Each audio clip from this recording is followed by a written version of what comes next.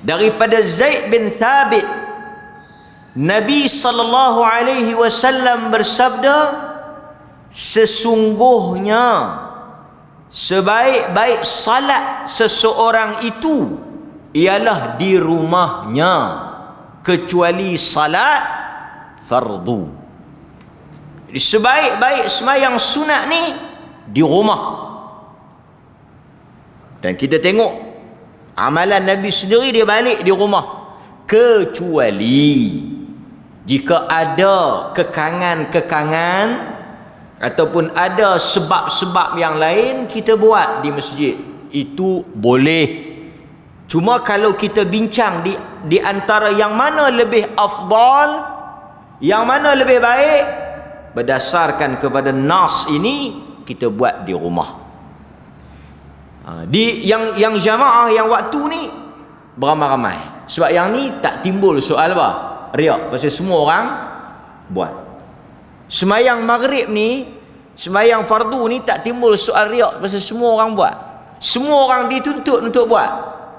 Tapi salat sunat ni dia ada pilihan. Kadang-kadang bila kita salat, orang tengok kita, atau kita tengok orang.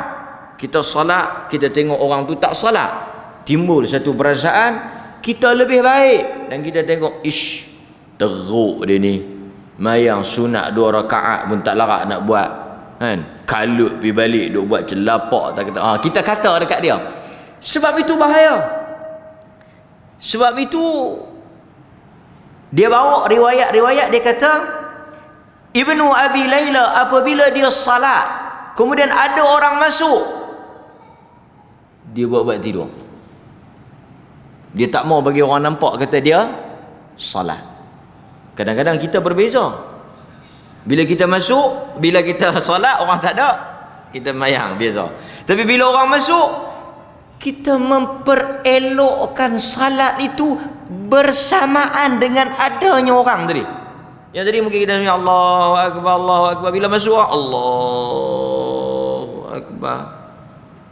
Yang biasanya kita kalau semayang seorang-seorang kita baca pendek, tiba-tiba bila kita semayang ramai-ramai, kita baca panjang. Sebaliknya kalau kita semayang ramai-ramai, kita baca pendek. Kalau kita baca semayang seorang-seorang, yang kita baca panjang. Itu yang betulnya. Tapi sebaliknya, yang ni tuan-tuan soal apa? Soal niat. Cuma saya tidak ajak kita untuk hukum niat orang. Tak. Itu soal niat dia antara dia. Kita hukum apa yang kita nampak. Dia salat, dia bagus. Apa niat dia? Tak. Yang kita sebut ini untuk apa? Memperbetulkan niat kita. Dapat? Okey. Kemudian dia kata lagi, dia kata, dia sebut di sini, sebahagian manusia ni dia suka beribadah, kemudian dia menangis. Orang berada di sekeliling dia mendengar tangisan dia, melihat tangisan dia. Dia suka menangis depan orang. Dia suka apa? Menunjuk kata dia itu khusyuk. Ini antara talbis iblis. Nampak? Kemudian dia sebut lagi, kita baca sekali lagi, kita akan ulas lagi. Dia kata apa? Dia kata, di kalangan ulama-ulama generasi awal, mereka sangat apa? Menjaga diri daripada menampakkan amalan mereka.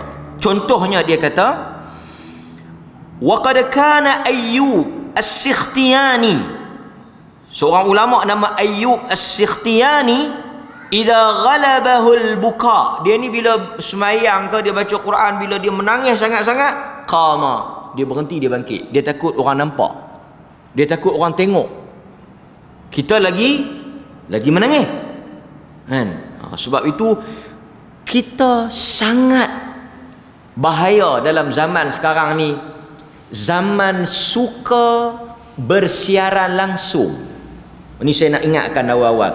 Tuan-tuan mari tarawih esok, tuan-tuan mari tadarus, tuan-tuan dah habis puasa, tak payah up to date. Kan, nanti dia masuk dalam Facebook, dan first day, dan hari pertama selesai berbuka puasa. Lepas tu Alhamdulillah selesai tarawih yang pertama 22 rakaat. Oh, dia update. Silap hari bulan sekarang ni bukan boleh kira. Live. Dia semayang tarawih, dia bawa apa tu, batang kamera tu, dia pacak pergi depan tu buat live dia. Sebab semua orang sekarang ni dia nak cerita. Dia masuk bilik ayam dia nak cerita, dia masuk semua dia nak habaq, dia nak live. Dia maki orang pun dia live. Tuan-tuan boleh tengok kegilaan masyarakat. Ini saya kata kegilaan masyarakat dalam mencari populariti.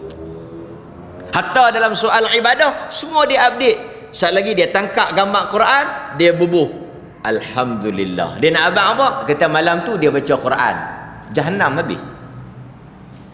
Buka puasa lah, banyak kan bulan puasa, sedekah bulan puasa, tarawih, tahajud ke apa semua. Bulan puasa bangkit esok pukul 3 pagi, ala kadar sahur 1 Ramadan.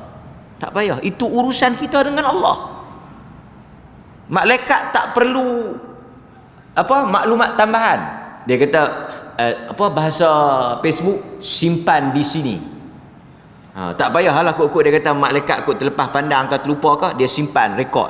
Esok senang dia nak bawa, dia nak abang kata ada benda dia buat malaikat tak tulis, dia dah simpan dalam Facebook, ada memori ni. Kan, tak perlu. So tuan-tuan hati-hati, kita bimbang dalam kegairahan kita melakukan ibadat, kita semangat nak melakukan ibadat, ada satu jarum yang halus yang dimasukkan oleh iblis ke dalam diri kita, menghancurkan ibadat kita. Apa dia? Riak. Ini satu benda yang sangat berbahaya. Nampak? Okey. Kemudian kita tengok pula huraian para ulama berhubung dengan riak. Sebab yang dibawa oleh Ibnul Jauzi yang pertama tadi, talbis iblis dalam soal riak. Kalau kita tengok dalam hadis-hadis Nabi SAW, memang banyak kempen-kempen supaya kita ni menyembunyikan amalan kita. Antaranya dalam hadis yang diriwayatkan oleh Imam Muslim, tadi yang kita baca tadi ni diriwayatkan oleh Al-Imamul Bukhari, sebaik-baik salat di rumah. Sebaik-baik salat di rumah. Kadang-kadang orang tanya, dia kata kalau saya tak sempat salat sunat, umpamanya salat ba'diyah isyak, rawatib lah, kita mari masjid, kita tak sempat salat di masjid, kita balik rumah, bolehkah kita salat lagi sunat rawatib? Boleh. Sebab dia punya tempoh dia selagi mana salat itu masih ada waktu dia. Tuan-tuan boleh umpamanya sembahyang zuhur di masjid, tuan-tuan balik pi rumah, mungkin lewat sikit, ada tak ruang untuk salat sunat rawatib ba'diyah zuhur? Masih boleh. Cuma kena kuat sikit lah. Sebab yang kita sembahyang di masjid ni, pasal dia cabaran dia tak kuat. Lepas kita sembahyang, kita terus buat ba'diyah, mudah. Tapi kalau kita pi balik, menyinggah tang mana, dah balik nak semayang pula, payah. Adat katanya susah lah kan. Tapi saya nak tegaskan di sini apa dia? Kita boleh semayang rawatib walaupun kita dah balik di rumah, mungkin agak lewat, kerana masih dalam waktu. Dapat? Okey. Tapi bagi orang yang semayang terus di masjid, tak ada masalah. Kita tak boleh kata juga ini riak. Tak boleh. Sebab riak ni soal hati. Kita sebut ni untuk apa? Untuk islah niat kita, perbetul niat kita, bukan perbetul niat orang. Jadi kalau tuan-tuan tengok satu orang semayang, itu dia dengan Allah. Seperti mana yang berlaku kepada Usamah bin Zaid. Apabila dia bunuh satu orang dalam medan perang, Nabi kata apa dekat dia? Aqatalta man qala la ilaha illallah? Adakah kau bunuh orang yang mengucap? Dia kata khaufan. Dia ni mengucap bukan ikhlas. Dia mengucap kerana dia takut kena bunuh. Nabi kata engkau belah dada dia, engkau periksa dada dia, kau tengok apa yang dia niatkan. Maksudnya kita tak belah dada orang, kita tak tahu niat orang. Cuma yang kita sebut ni supaya kita dapat memperelokkan niat kita. Kalau satu orang dia salat, lepas tu dia mangkit, dia sembahyang sunat dalam keadaan dia ikhlas, alhamdulillah. Tapi tuan-tuan, iblis sangat halus dia punya jerak dia. Mula-mula mungkin kita ikhlas, lepas tu bila dia mari bisik, orang tengok kita, orang nampak kita dan sebagainya, tang tu kita kena lawan sikitlah. Sebab itu Nabi SAW sebut dalam hadis yang diriwayatkan oleh Imam Muslim, innallaha yuhibbul 'abd at-taqi al-ghani al-khafi. Allah Ta'ala cinta kepada hamba yang bertakwa, hamba yang hatinya senantiasa merasa cukup, yakni dia tak tamak, dia tak rakus. Dan Allah suka kepada hamba yang menyembunyikan amalannya. Satu lagi saya buat contoh. Bulan puasa, masjid akan buat apa? Masjid akan buat senarai nama penderma buka puasa. Malam pertama, malam kedua, malam ketiga, malam keempat sampai malam 30. Kebanyakan orang dia suka tulis apa? Hamba Allah. Malam pertama hamba Allah, malam kedua hamba Allah, malam ketiga hamba Allah. Kalaulah ada orang nak buh nama dia, boleh tak? Malam ke-6 nama siapa-siapa dia buh nama dia. Yang lain mungkin hamba Allah. Banyak kita tengok hamba Allah, hamba Allah, hamba Allah. Dia tak mau habaq dia bagi. Ada orang dia buh nama dia. Boleh atau tidak? Boleh. Macam kita kata tadi lah, sembahyang sunat depan orang ramai, boleh atau tidak? Boleh. Boleh tak kita kata dia ni Jahannam tak boleh apa? Riak. Habaq kata dia bagi. Kalau 10 malam tak apa juga. Ni satu malam pun nak bubuh nama dia. Buh lah hamba Allah. Tak buh pun tak apa. Tuhan tahu lah. Kita tu pergi Jahannam.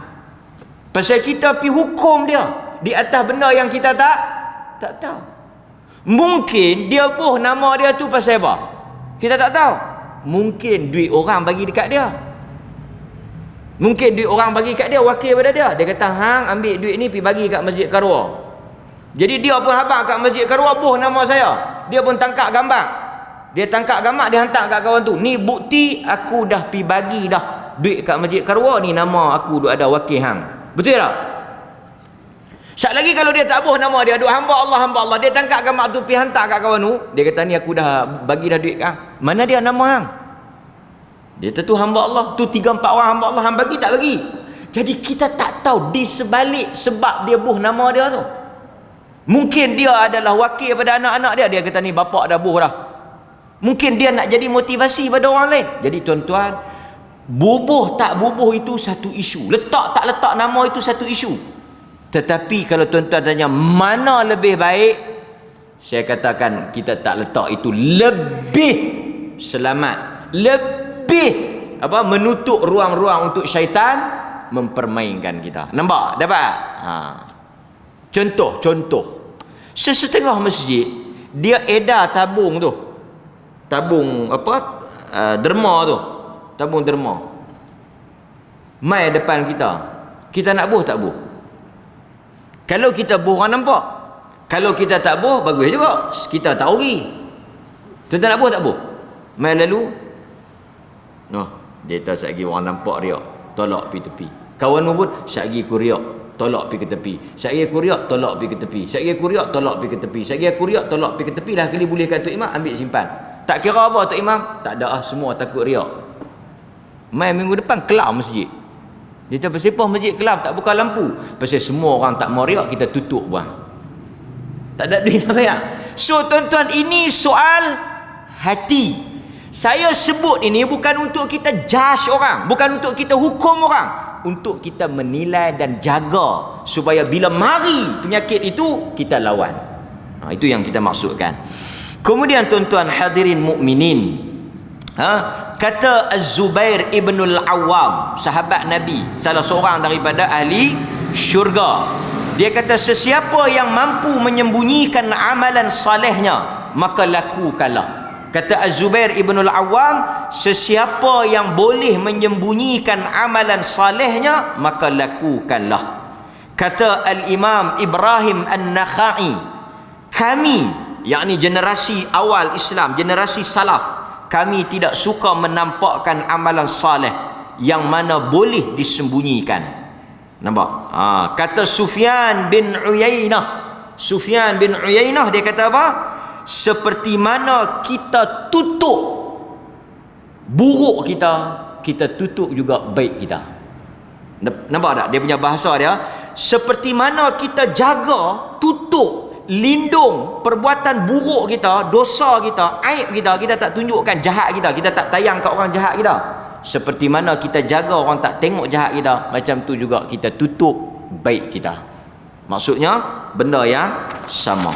Kemudian tuan-tuan hadirin mukminin, kalau boleh kita tengok bagaimana di kalangan para salaf, di kalangan para sahabat, tabi'in, mereka menjaga soal riak ni supaya tak masuk talbis iblis ni. Antaranya satu, Abdullah bin Mas'ud tidak pernah mengerjakan salat sunat di masjid kecuali hanya sekali. Itu style dia.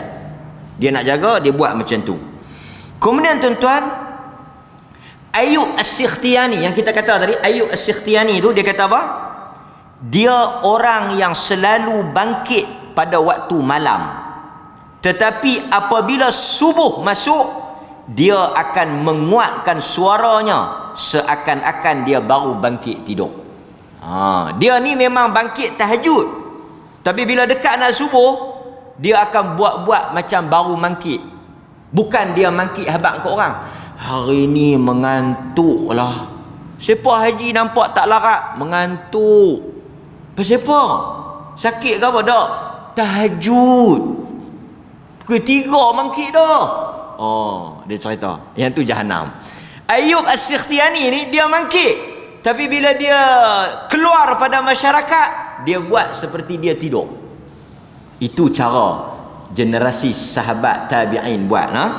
Kemudian tuan-tuan hadirin mukminin, demikian juga dalam soal sedekah. Dalam soal sedekah juga banyak kita baca hadis-hadis yang suruh kita sembunyikan sedekah kita, melainkan kalau ada keperluan. Ini tuan-tuan fahamlah. Kalau ada keperluan kita tunjuk. Sebahagian ulama kata yang kita sembunyi itu yang sunat, yang kita tunjuk tu yang wajib. Salat Jumaat, pasal abang tak pi sembahyang Jumaat, aku tak mau riak, sat lagi aku pi orang nampak, jadi aku duduk di rumah dengan hang. Yang ni tak boleh lah, pasal yang tu benda wajib kan. Zakat, benda yang wajib kita bayar, boleh kita tunjuk. Yang kita kena sembunyi itu apa dia? Amalan-amalan sunat. Azan kita kena kuat ke kita kena pelan? Tiba-tiba tak dengar azan Isyak. Lepas kuliah ni tak dengar azan Isyak. Orang tanya pasal apa? Tok Bilal insaf. Selama ni dia derah riak, jadi malam ni dia peselu. Dia nak jaga riak. Yang ni tak betul lah. Benda-benda yang memang syariat suruh kuatlah. Azan kuat. Bacaan semayang maghrib Isyak kuatlah. Sekali lagi mai semayang Isyak, Tok Imam Tok Imam pasal apa?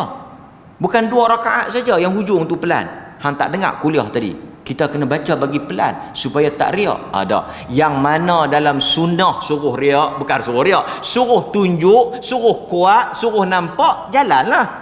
Yang mana yang memang boleh kita sembunyi, yang boleh kita tutup, yang boleh kita slow, kita slow lah. Itu apa yang disebut oleh para ulama kita. Kemudian tuan-tuan dia kata juga, ni contoh dia kata Ibnu Abbas, ini pendapat Ibnu Abbas. Dia kata apa? Jika idza kana saum ahadikum, apabila salah seorang daripada kamu berpuasa, falyusbih dahinan mutarajjilan. Apabila salah seorang daripada kamu berpuasa, hendaklah dia memakai minyak dan mengikat rambut. Artinya jangan dia bagi nampak kata dia tak larat. Orang yang puasa sunat, jangan bagi nampak kata dia puasa sunat. Kadang-kadang setan ni dia pandai tau. Contoh orang riak lah. Orang riak ni bila dia puasa, dia nak habaq kat orang. Sebagai contoh. Ayat-ayat sebagai contoh. Siapa yang tak buat, tak payah duduk rasa apalah. Dia kata, jom kita pergi makan. Hari tu hari Isnin. Jom kita pergi makan. Cara dia jawab kan? Boleh je dia jawab, saya puasa. Okey je, saya ni puasa sunat. Okey je. Tapi tengok ayat ni. Perhati tengok. Dia kata, Haji, jom kita pergi minum pagi. Hari ni hari apa? Dia tanya beli, hari ni hari apa? Hari Isnin. Hari Isnin. Tak tahu hari Isnin. Ada beza tak? Tuan-tuan, jawapan tu ada makna tak? Apa makna dia? Kita ajak Haji, jom pergi minum. Dia tanya balik, hari ni hari apa? Hari ni hari Isnin. Ha, dah tahu hari Isnin? Tak faham-faham lagi? Tak reti ke saya ni kalau hari Isnin memang duk puasa? Oh, tu dia tuan-tuan. Nak habang kata dia memang duk puasa, dia rajin puasa lama dah dia duk puasa. Hang tu tak faham-faham kata dia duk puasa. Tuan-tuan, ulama kata ayat tu nak habang kata dia memang nak tunjuk ke orang kata dia kaki puasa Jahannam. Abang aje lah kalau orang ajak dia makan. Minta maaf hari ni saya puasa, cukup lah. Ini dia ada ayat dia tu. Hari ni tak tahu ke? Tak tahu ke hari apa? Tak reti ke hari apa? Hari Senin. Hari Senin duk ajak apa? Saya memang duk puasa hari Senin. So, jaga-jaga. Dia bukan nak tergelincir, dia bukan payah banyak, sikit je Jahannam. Itu apa yang dibawa oleh para ulama. Pasal itu kata Ibnu Abbas, bila kita puasa, kita pakai minyak rambut ke apa, kita sikat bagi nampak kata kita segar. Tujuan dia apa? Supaya orang tak tahu kata kita puasa. Ini puasa duk habaq ke orang. Dia tak habaq lah kata dia puasa, tapi cara dia tu, oh hari ni panah, kering tekak. Kering tekak. Hari ni letih sikit lah. Kan? Dia duk hin. Kawan tu pula jenis satu mangkak tak faham. Punya banyak ihin dia duk bagi, kawan tu tak faham lah kali dia dah kata, hari ni saya letih puasa. Oh, puasa ke? Dia kata tadi aku duk habaq lah kata aku kering tekak, letih, penat, tak tahu lagi. Dia nak kena habaq juga. Ini satu benda yang pasal itu kadang-kadang tuan-tuan kita tengok bagus. Sebahagian orang dia puasa sunat, dia buka puasa dalam kereta seorang-seorang dia. Dia minum makan sikit, dia sedaya upaya dia tak mau bagi orang tahu. Dia kalau makan di rumah, dia terlepas maghrib. Ini orang yang jaga ni. Kadang-kadang ada orang dia puasa sunat, saya perhati. Kadang-kadang kita pergi masjid, dia tengok dia duduk dalam kereta. Orang dah azan, rupa-rupanya dia duduk makan. Pasal apa dia tak buka puasa di rumah? Pasal kalau dia buka puasa di rumah, saat lagi dia terlewat, dia terlepas maghrib. Maghrib berjamaah pun dia nak ambil, buka puasa pun dia nak ambil. Puasa sunat. Pasal itu kadang-kadang saya pesan dekat Tok Bilal, pengurusan masjid, hari Isnin dengan Khamis, qamat bagi lewat sikit. Bulan depan tak payah pesan lah, pasal memang lewat lah. Pasal Tok Bilal boleh lewat. Tapi kadang-kadang tuan-tuan hari Isnin Khamis, Tok Bilal mau faham lah. Walaupun Tok Bilal tak puasa, tapi dia kena ada orang kata apa, insting kata ada orang puasa. Ini lepas-lepas azan tak ada berapa minit, kawan tu duk makan buah kurma, Allahu Akbar, lekat kawan tu. Tercekik. Nak ligan qamat kan. Hari Isnin mungkin bagi sikit 10 minit ke apa ke kan. Dia apa-apa hari Isnin ni lambat sikit nak qamat, kita bagi ruang orang puasa. Kan. Kadang-kadang depa puasa, depa buka dalam kereta, depa tak mau tunjuk kau. Itu antara adab yang sangat cantik kan. Kemudian tuan-tuan, kita tengok juga dalam hadis Nabi suka baca Quran secara diam. Nabi tak suka baca Quran kuat. Dalam bab-bab yang perlulah. Okey. Tapi kalau tadarus, ni bulan Ramadan nak mai, kita nak tadarus. Tadarus apa makna tadarus? Tadarus makna kita belajar. Belajar kena derah lah. Sekejap lagi dia pi tadarus, tok guru kata ha baca. Bacalah. Saya bacalah. Tak dengar. Tak boleh baca kuat tok guru. Ria. Macam mana aku nak tegur hang kalau hang baca pelan? Jadi bagi ada faham lah. Kan? Mana-mana asalnya kita mari masjid, nanti orang mai bulan puasa kan? Orang mai bulan puasa ni mai awal. Jadi kawan akan, tuan-tuan, kita mau dalam pemandangan masjid kita semua orang pegang mashaf. Yang pegang mashaf. Atau kalau dia nak selamat lagi, dia pegang mashaf takut riak, dia pegang telefon. Tapi pegang telefon bukan tengok Facebook, tengok Quran. So siapa pun tak tahu dia duduk tengok Quran ni, dia duduk baca. Tengok orang duk kata kat dia macam-macam. Ish mai duk tengok telefon. Tuan-tuan, kita jangan sangka buruk dengan orang yang duk tengok telefon lah ni. Orang tengok telefon ni macam-macam. Mungkin dia duk berzikir, mungkin dia duk baca kitab, mungkin dia duk baca buku, mungkin dia duk baca Quran. Pasal dalam telefon ni macam-macam duk ada. So bila mai masjid, kita baca Quran, baca pelan-pelan. Bukan kita masuk musabaqah. Ni bukan musabaqah. Ini dia innal ladzina kafaru. Jangan. Pasal benda itu boleh masuk talbis iblis. Tuan-tuan pun nak baca, orang lain pun nak baca, raikan. Pasal nanti bila mai bulan Ramadan, pakat nak baca secara persendirian. Jangan ganggu orang. Seperti mana dalam hadis Nabi kata apa? Ni hadis riwayat Abu Daud. Nabi kata al-jahir bil Quran kal jahir bis sadaqah. Orang yang baca Quran secara kuat seperti orang yang bersedekah secara terang. Orang yang baca Quran kuat ni macam orang sedekah terang-terang. Wal musirru bil Quran, orang yang baca Quran secara perlahan ni seperti orang yang bersedekah secara sembunyi. Nampak beza dia tu. Beza dia orang baca Quran derah dengan orang baca Quran perlahan ni, macam orang sedekah secara terang-terangan dengan orang sedekah secara sembunyi-sembunyi. Nampak? Okey tuan-tuan hadirin mukminin. Kemudian kita tengok sedikit sebagai penutup kepada bab yang pertama ni, kata Al-Imam Izzuddin Abdus Salam. Dia kata apa? Dia kata ketaatan kita boleh pecahkan kepada 3. Ini kaedah yang sangat cantik, panduan yang sangat cantik. Yang pertama dia kata, amalan yang disyariatkan untuk kita nampakkan, kita zahirkan, seperti azan, takbir, membaca Al-Quran secara kuat dalam sembahyang maghrib, isyak dan subuh, berkhutbah, menyampaikan ilmu, salat berjamaah, salat hari raya, mengiringi jenazah, mengunjungi orang sakit. Kesemua amalan ini boleh ditunjuk. Jenis-jenis ni memang kena tunjuk. Pergi ziarah orang sakit, macam mana nak pergi ziarah sengak-sengak? Mengunjung orang mati, macam mana kita nak? Sembahyang raya buat in public, mana boleh kita duk. Yang ni open, tunjuk, tak ada masalah. Kemudian dia kata amalan yang disuruh kita tutup, seperti apa? Salat sunat, yang ni kita tutup. Zikir ni sebaik-baik zikir pelan. Subhanallah, subhanallah. Kalau kita baca dalam hadis-hadis Nabi, semua sifat-sifat zikir Nabi slow. Dia tak ada yang menjerit, yang menempik, yang kuat, tak ada. Zikir tak ada. Zikir ni antara kita dengan Allah Subhanahu wa taala.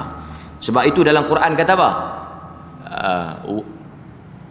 Serulah Tuhan kamu tadarruan wa khufyah wa dunal jahr. Berzikirlah, wadhkur rabbaka fi nafsik tadarruan. Serulah Tuhan kamu dalam keadaan tadarru', dalam keadaan kamu merendah diri, dalam keadaan apa? Perlahan, tanpa mengangkat suara. Itu cara kita berzikir, kan? Okey. Kemudian dia kata yang ketiga, yang pertama amalan yang kena tunjuk, yang kedua amalan yang kena tutup, yang ketiga ni amalan yang kadang-kadang buka, kadang-kadang tutup. Apa dia? Amalan yang kadang-kadang buka, kadang-kadang tutup ini bergantung kepada situasi. Contoh, Nabi pernah baca kuat dalam sembahyang sunat malam. Tujuan dia untuk mengajar. Nabi pernah berzikir kuat untuk ajar. Maksudnya ada sebab. Nabi pernah puji orang yang bagi sedekah terang-terang. Dia mari bagi sedekah ni depan orang ramai. Nabi puji dia. Sebab lepas dia bagi, orang lain dapat semangat nak buat juga. Jadi faham tak? Amalan ni ada ketika baik kita tutup, ada ketika baik kita buka, bergantung kepada situasi. Kesimpulan dia apa? 3. Amalan yang kita buka, yang memang agama suruh kita tunjuk, syiar, kita kena tayang dekat orang. Satu lagi amalan yang kita kena tutup. Dan yang ketiga amalan yang bergantung kepada keadaan. Nampak? Okey. Itu talbis iblis kepada orang yang melakukan ibadah, salat, membaca Al-Quran dan sebagainya. Okey, sekarang kita masuk sikit lagi tuan-tuan, masih ada masa. Kita masuk kepada talbis yang kedua. Kerana ini kuliah yang terakhir, kita cuba perbanyakkan sedikit. Talbis yang kedua masih lagi berhubung dengan orang yang membaca Al-Quran. Tetapi dia kata apa? Dia kata wa dhikru talbisihi alaihim fi qiraatil Quran. Ini talbis kepada orang yang membaca ataupun orang yang berkaitan dengan qiraah Al-Quran ni lah antaranya. Dia kata apa? Dia kata, ini Ibnul Jauzi sebut ni. Dia kata,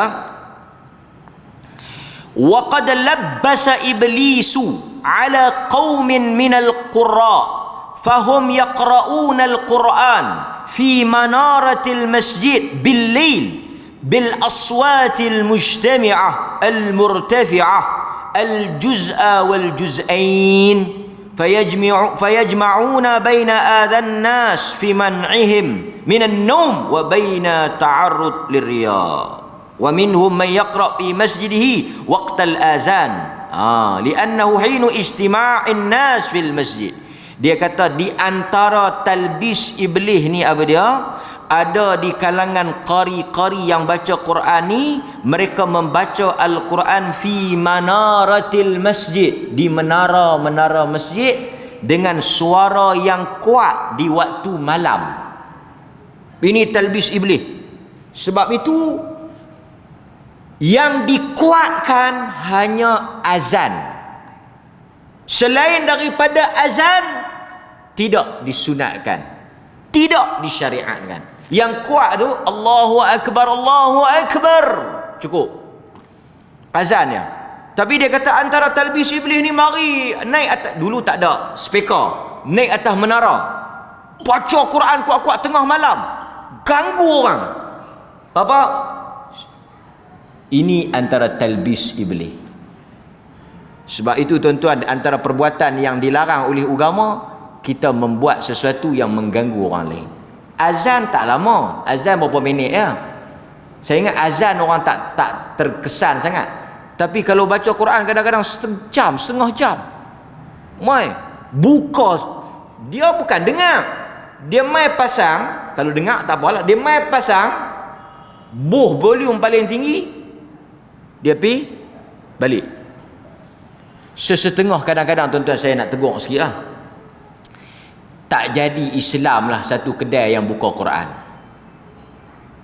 Kadang-kadang kita pergi makan, dia pergi satu lagi tempat kenduri pun tak sesuai kita pasang Quran. Quran ni bila kita pasang, kita nak dengar. Wa idza quri'al Quran fastami'u lahu wa ansitu la'allakum turhamun. Kadang-kadang orang kita dia tak mengaji, dia ingat buka Quran tu menampakkan dia bagus lah. Sebenarnya dia kena tipu dengan iblis. Kita pergi kedai makan, buka dengan dia teh air satu, mi goreng dua, sama duk naik dengan Quran ni. Siapa pun tak dengar Quran. Buka buat apa? Buka nak habaq kata kedai dia lebih Islam daripada kedai kawan tu.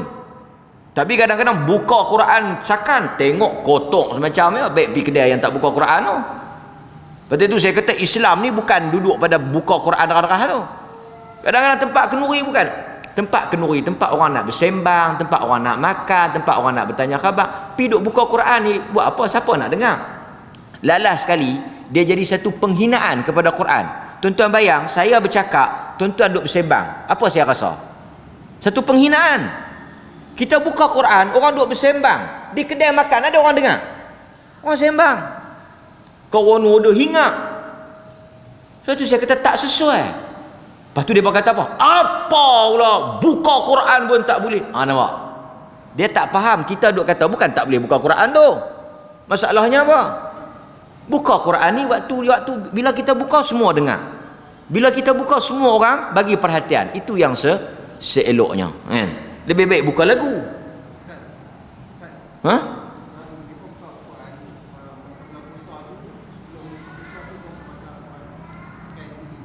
Tak boleh.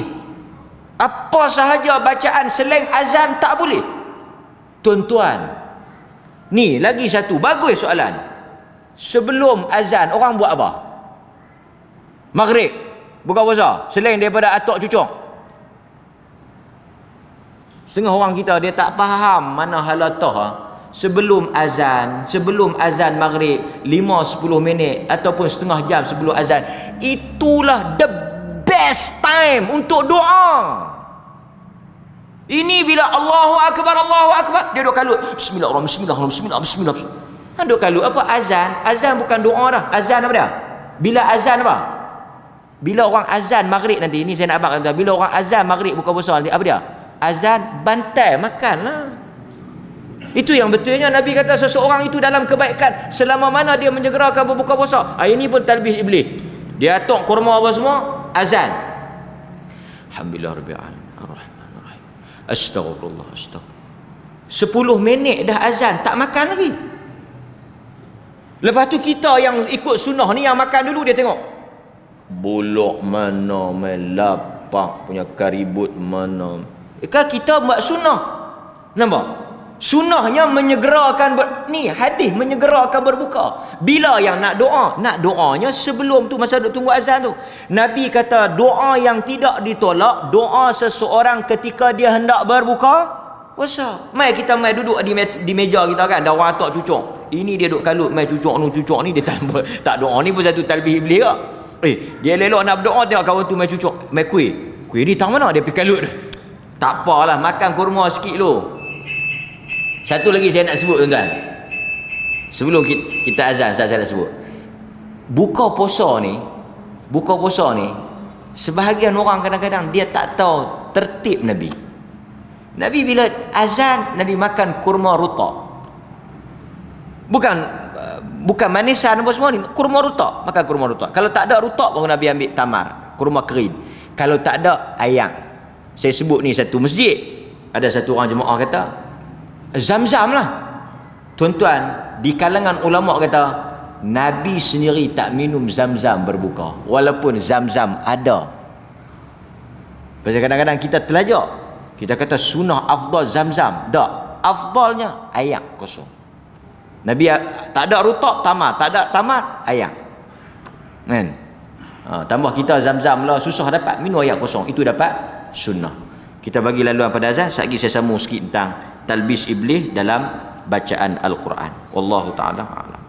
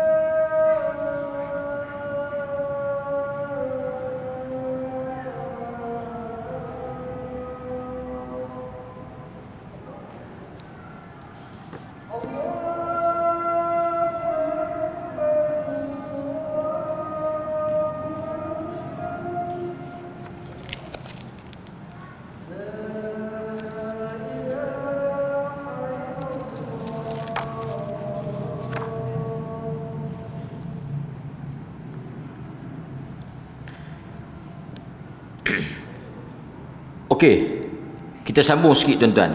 So hati-hati dalam talbis iblis dalam soal qiraatil Quran. Pasal itu antara benda yang ditegur dan sebut oleh Ibnul Jauzi dalam kitab dia ini berhubung dengan menkuatkan bacaan Al-Quran. Sebab itu bila kita baca Al-Quran, kita kena hati-hati. Walaupun kita baca Quran, orang kata apa salah baca Quran?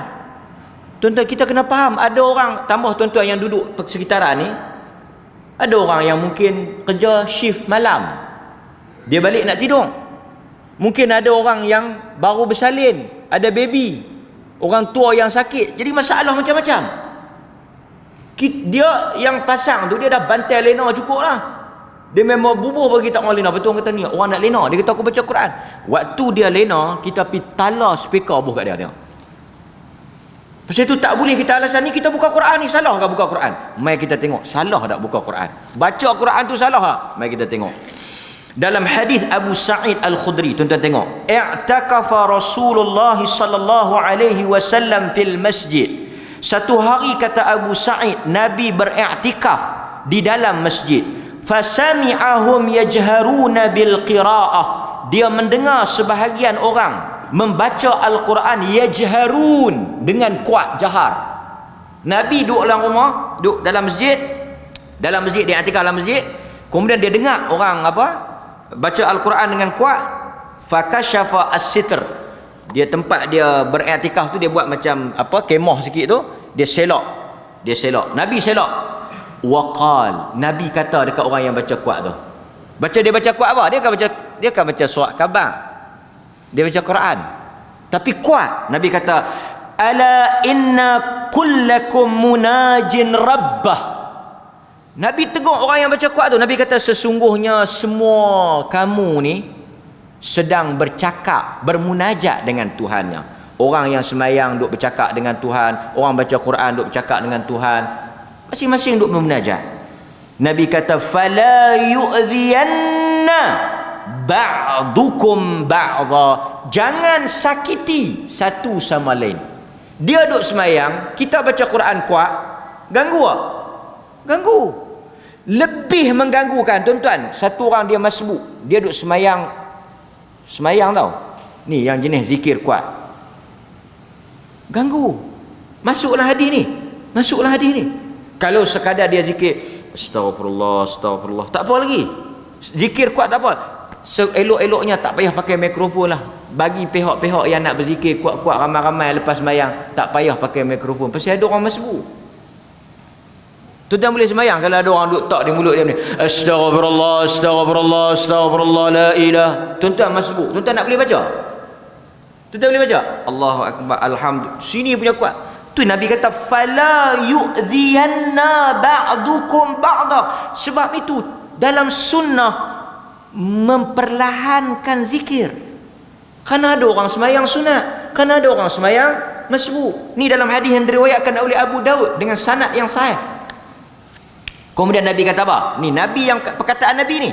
Nabi kata wala yarfa' ba'dukum ala ba' fil qira'ah. Jangan kamu mengangkat suara di antara satu sama lain. Nabi kata wala yarfa', jangan angkat. Nabi kata, kalau Nabi kata la, tentu orang kata Nabi ni liberal lah, anti-Islam lah, tak suka orang baca Quran, larang orang baca Quran.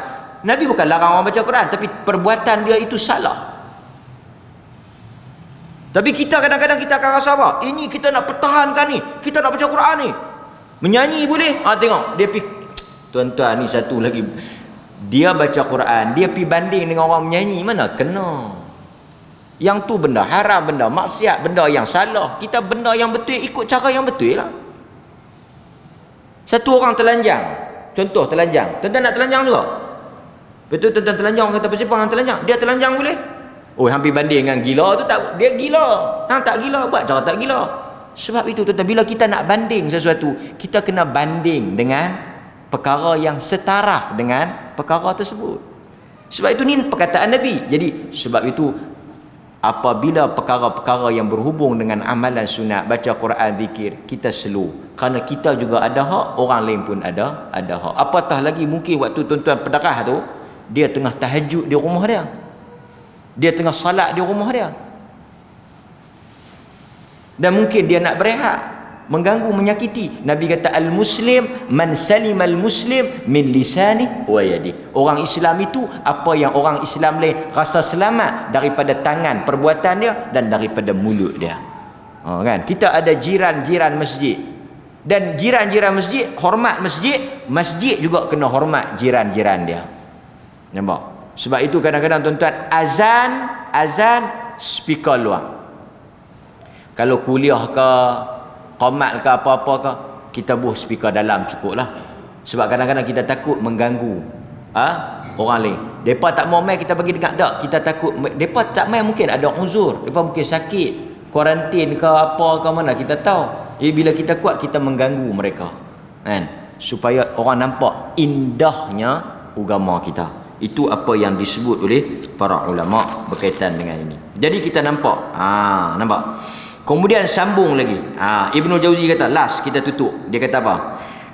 Antara tipu daya iblis. Ini Ibnu Jauzi sebut lagi tak ada. Antara tipu daya iblis ialah mereka mencampur adukkan azan dengan peringatan tasbih. Sebelum azan tu dia pasang tasbih, dia pasang zikir munajat, dia pasang Quran, ya.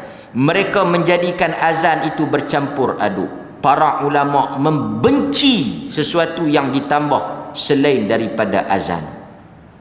Banyak kita lihat orang yang bangun pada waktu malam memberi peringatan dan nasihat di atas menara azan. Dalam kalangan mereka ada yang kita kata tadi, membaca Al-Quran dengan suara yang kuat lalu menghalang orang ramai tidur, mengganggu orang yang bertahajud. Kata Ibnul Jauzi, semua itu adalah perkara mungkar. Yang naik pergi baca Quran derah-derah tu, yang pergi pasang nasyid ke zikir kuat-kuat yang ganggu orang di rumah nak tidur, ganggu orang nak bertahajud, ganggu masa orang pukul 4 pagi, 5 pagi. Azan pukul berapa? Azan pukul 6. Azan berapa minit? 5 minit. Azan tak ganggu sangat yang ni. Nampak? Sebab itu kita kena ambil perhatian ini. Itu apa yang disebut oleh Al-Imam Ibnul Jauzi. Dan kita kena faham, zaman Ibnul Jauzi tak ada speaker. Maksudnya kalau kuat pun tak kuat terang mana.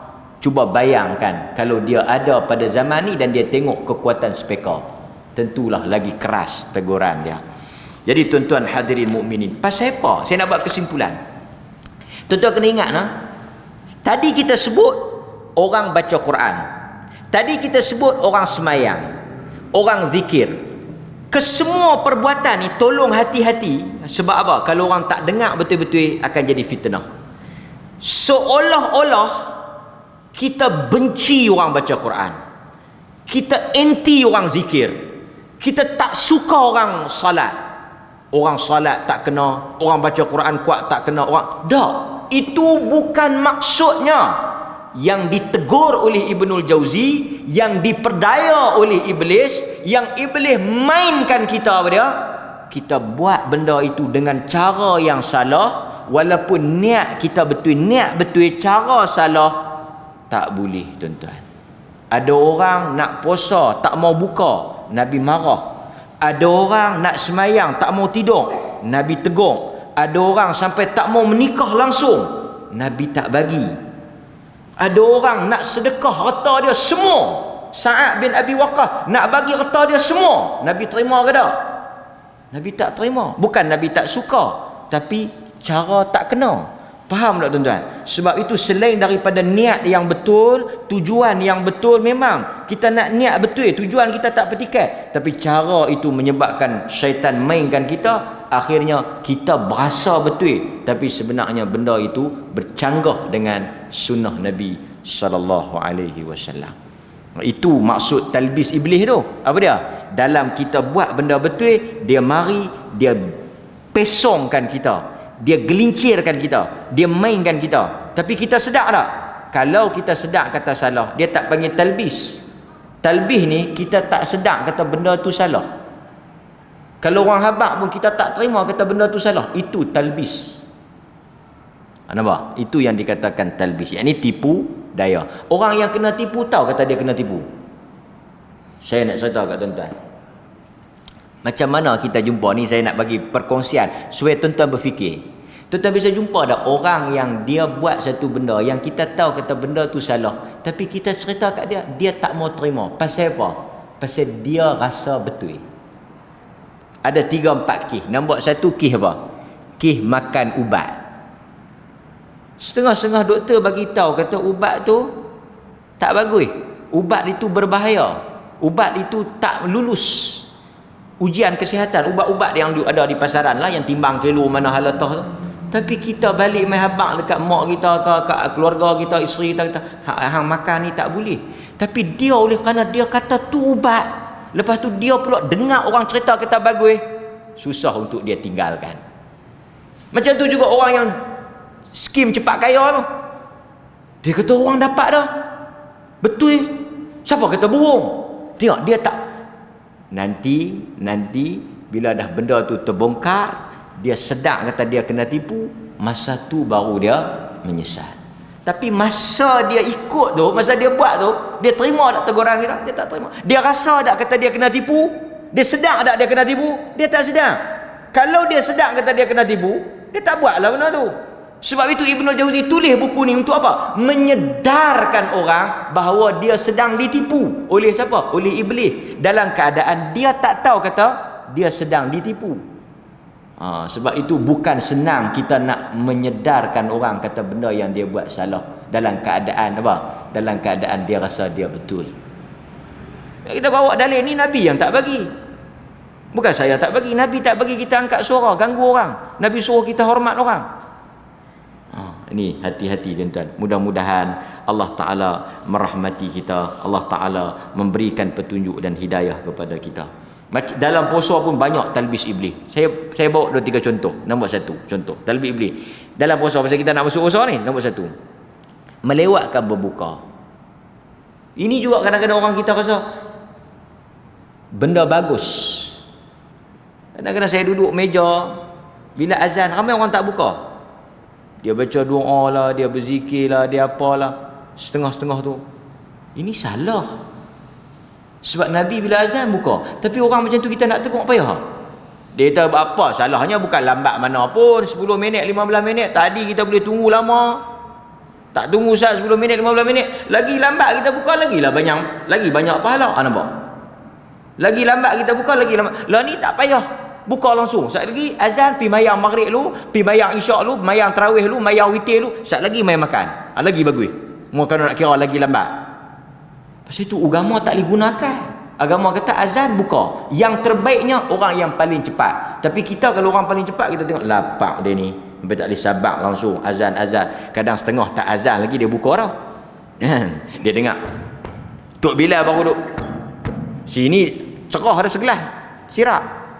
Dia kata Tok Bilal minum dah tu yang dia ketuk tu. Tak apalah, itu bagus. Itu satu. Yang kedua apa tuan-tuan? Talbis iblis. Talbis iblis. Kita sebut ni khas untuk Ramadan ni. Apa dia?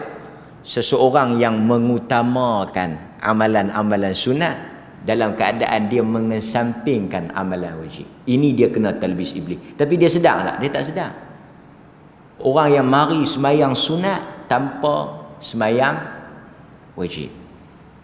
Ini talbis iblis.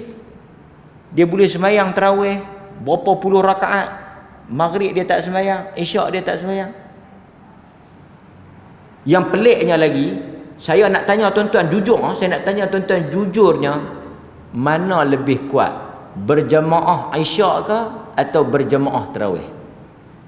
Tuntutan kita semayang jemaah tu, semayang berjemaah maghrib isyak ke semayang jemaah tarawih? Tuntutan berjamaah tu berat awak mana? Berat yang waktu. Tapi kita perhati apa? Maghrib isyak di rumah, tarawih di masjid. Tarawih di masjid. Sebenarnya tuntutan berjamaah yang kuat, yang afdal, yang kita kata muakkad itu waktu tu, maghrib dengan isyak tu. Siapa-siapa kalau dia semayang maghrib dengan isyak berjamaah, dia balik, dia tak semayang tarawih, dia rugi. Tetapi tidak serugi orang yang semayang waktu di rumah, dia semayang tarawih di masjid. Pasal apa dia jadi budaya macam tu? Pasal apa yang bulan puasa bakat mai dia lebih kepada budaya, talbis iblis. Lepas tu kita tengok dia ada momentum. Awal ramai, pertengahan hilang. Pasal apa? Talbis iblis. Semangat. Bukan ilmu, semangat. Jadi yang ni yang kita nak ubah melalui kelas-kelas pengajian kita, insya-Allah taala. Banyak lagi kalau kita tengok dalam talbis iblis yang ada di dalam masyarakat kita, khususnya di dalam bulan Ramadan. Lagi satu, dia kalut nak khatam. Pun bahaya juga. Dia kalut nak khatam. Dalam bulan Ramadan ni kita disunnahkan memperbanyakkan bacaan Al-Quran. Kalau boleh kita khatam lah. Dan satu lagi sunnah, tadarus. Tadarus ni apa? Tadarus ni kena ada guru. Kita baca, guru dengar. Orang yang lebih pandai daripada kita, pasal kita nak perbetul. Nabi tadarus dengan siapa? Jibril. Tuan-tuan jangan duk buat ayat tu pula. Dia kata hang duk baca di rumah dengan siapa? Seorang-seorang. Tadarus ni kena berguru. Ya, Jibril. Lah pasal lah macam-macam. Jumpa Nabi, jumpa malaikat, jumpa Allah. Syekh dia kata Jibril pun main kat aku juga. Kacau kita. Tapi saya nak habaknya tadarus. Bila tadarus, jangan kalut. Jangan kalut. Salah apa betul? Biar lambat tak apa. Ini duk tekan tok guru. Cepat ni kita nak khatam ni, cepat ni nak khatam. Tuan-tuan, ini salah satu benda yang salah.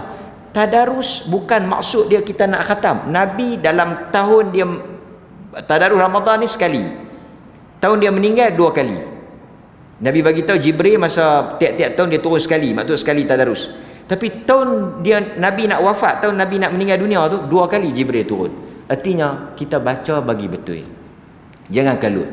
Setengah orang dia tanya, dia kata kami buat grup, seorang baca satu muka, seorang lagi baca satu muka, lepas tu kami himpun, kami khatam beramai-ramai. Itu pun bukan khatam, pasal dia tak baca semua. Khatam dia kena baca, setiap orang baca semua ayat itu baru dia panggil khatam. Dia kalut nak buat apa? Dia kalut yang nak khatam sangat tu pasal apa? Nak buat majlis khatam. Walhal majlis khatam pun tak ada dalam sunnah. Tak ada dalam sunnah majlis khatam. Yang ada dalam sunnah apa? Bila kita habis, kita doa, minta Allah Ta'ala terima amalan kita, cukup. Jadi tuan-tuan hadirin mukminin, bila kita masuk bulan Ramadan nanti, insya-Allah saya nasihatkan jawatankuasa masjid supaya dalam sehari 2 sebelum kita masuk Ramadan ni, perbanyakkan tajuk-tajuk yang berkaitan dengan fiqh Ramadan, berhubung dengan soal jawab Ramadan. Kerana bila kita masuk nanti, kita boleh apa? Kita boleh melalui Ramadan dengan ilmu, bukan dengan nafsu macam tahun-tahun yang sebelum ini. Terima kasih tuan-tuan. Wabillahi taufiq wal hidayah. Assalamualaikum warahmatullahi wabarakatuh.